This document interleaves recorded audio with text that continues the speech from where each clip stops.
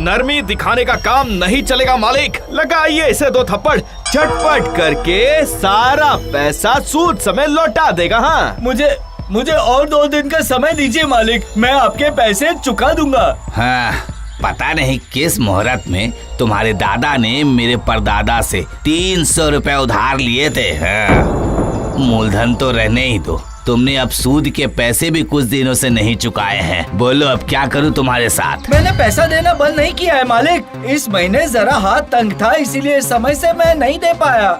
इतनी हिम्मत, तुम्हारी इतनी हिम्मत, जिसकी बदौलत खा रहे हो, पहन रहे हो, उससे जबान लड़ा रहे हो। अगर इस हफ्ते में मुझे मेरे पैसे नहीं मिले तो फिर भूलना मत, मेरा नाम पंचानन परिमल है।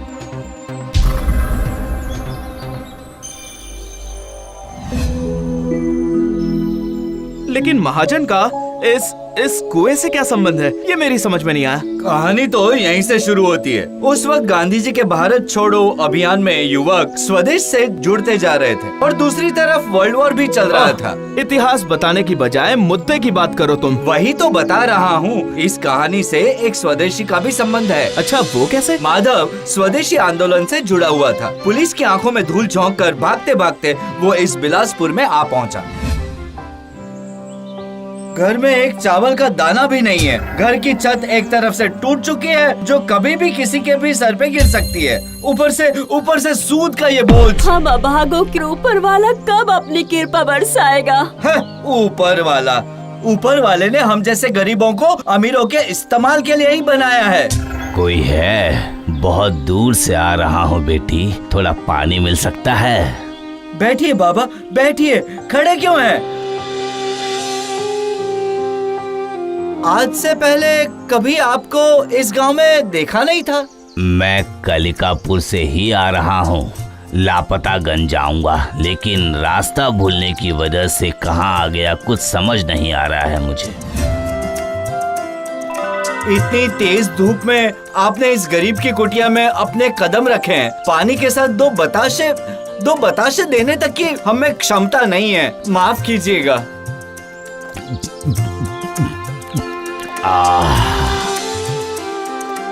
आओ मेरे पास आओ, बैठो, यहाँ बैठो। बृहस्पति के कक्ष में शनि ने प्रवेश कर लिया है, इसलिए तुम लोगों की हालत ऐसी है।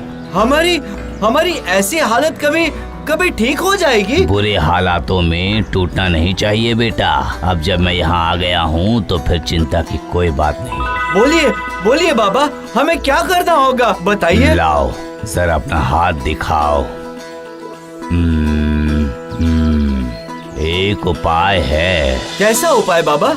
सुनो, तुम्हें कुछ भी करने की जरूरत नहीं है, सिर्फ मेरे चले जाने के बाद पूरा घर अच्छी तरह से साफ करना। तुम्हारी किस्मत इसी घर में खुलेगी। लेकिन सिर्फ पूरा घर साफ करते ही सारी मुसीबतें दूर हो जाएंगी? अरे बताया ना, तुम्हारी किस्मत इसी घर में छुपी हुई है, बस उसे ढूंढ निकालो।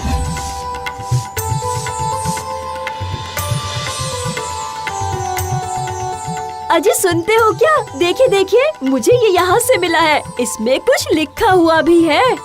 लाओ देखूं। सही कहा, लेकिन ये यहाँ कहाँ से आया? क्या लिखा है क्या पता? जब रास्ते से पोस्ट मास्टर गुजरे तो उनसे पढ़वा लीजिएगा। क्या हुआ कर्जखोर, याद है ना आज कौन सा दिन है? अगर आज पैसे नहीं मिले तो फिर या तो तुम रहोगे या फिर मैं। तुम्हारे हाथ में वो क्या है? देखो, जाओ देखो उसके हाथ में वो क्या है।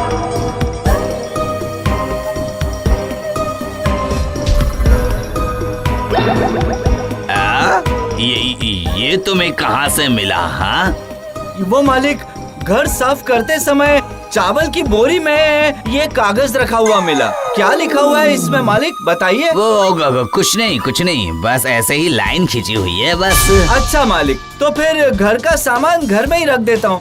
ये बाप दादा की निशानी लग रही है। आज जो पैसे देने की बात हुई थी उसका क्या हुआ? हाँ मालिक, अगर और 2 दिन दे देते तो? नहीं, मेरी बात ध्यान से सुनो।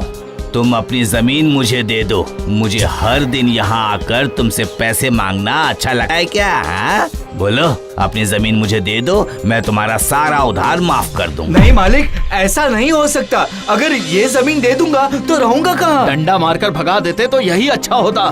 ठीक है, तो फिर मैं तुम्हें और 500 रुपए देता हूँ, तो फिर उससे तुम नया घर भी ले सकोगे। हाँ? नहीं नहीं मालिक, हाँ, बाप दादा की जमीन थोड़े से पैसों के लिए मैं बेच नहीं सकता हूँ। 500 रुपए को थोड़े से पैसे कह रहे हो?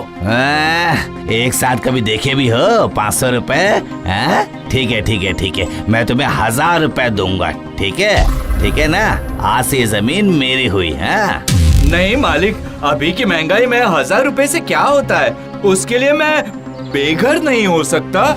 यही तो तुम लोगों की गलती है, बैठने की जगह मिलते ही सोना चाहते हो। ठीक है, तो फिर 1000 और दे देता हूँ मैं, लेकिन तुम्हें ये जमीन छोड़नी ही पड़ेगी। हाँ। इस तरह करते करते आखिरकार जगन ये जमीन 50,000 में पंचानन परिमल को बेचकर ये गांव छोड़कर चला गया। क्या सच में 50,000 रुपए में? अच्छा, तुमने ये तो खुलकर बताया ही नहीं कि उस कागज में ऐसा क्या लिखा था जिसकी वजह से महाजन उतने पैसे देकर जमीन खरीदने के लिए तैयार हो गया। बताता हूँ।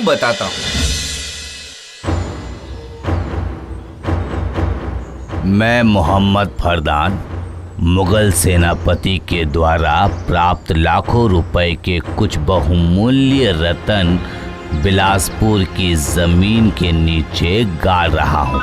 मुगल सेनापति ने मुझे ये रत्न सिपाही विद्रोह में उपयोग करने के लिए ही दिया था, लेकिन शारीरिक तौर पर स्वस्थ ना होने की वजह से मैं ये रत्न सही तरीके से उपयोग करने में असमर्थ हूँ।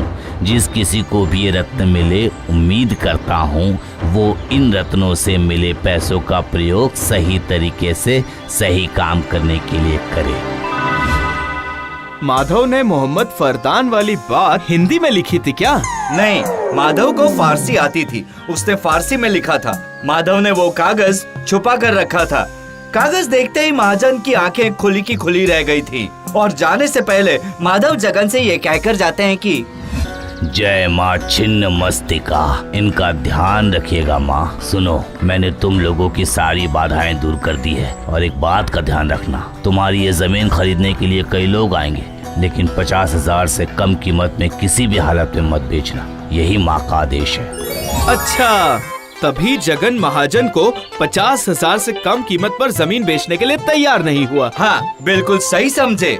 300 रुपए का सूद 2 पुश्तों तक लिया, उसके बदले 50 रुपए की जमीन 50,000 में बेच डाली। अच्छा, उसके बाद क्या हुआ बताओ? उसके बाद जगन की कुटिया को तोड़कर गुप्त धन ढूंढने का काम शुरू हुआ।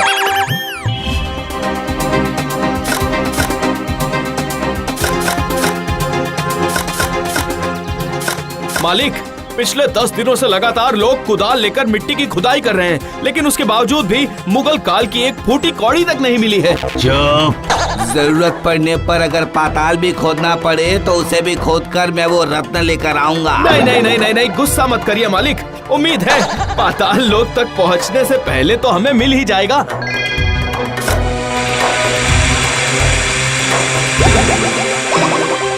पथरीली मिट्टी थी, फिर भी 3 महीने तक उस जमीन की खुदाई चलती रही। आखिरकार जब उस जमीन से पानी निकल आया, तब जाकर पंचानन परिमल के रंग में भंग पड़ गया और इस तरह यहाँ पर कुआं बन गया। समझ गए? बाप रे, ये तो बहुत ही दिलचस्प कहानी थी भाई। पंचानन परिमल बहुत बड़ा सूदखोर था। मौके का फायदा उठाकर उन मजदूरों ने भी अपनी सारी मजदूरी जोड़कर उससे वसूल लिया था। तो फिर माधव की बुद्धि से सिर्फ जगन की ही नहीं, बल्कि बाकी के गरीब का भी उद्धार हो गया, ऐसा कह सकते हैं। ये भी बोलने वाली बात है। घर चलो, घर पर माँ खाने के लिए इंतजार कर रही हो। हाँ, चलो।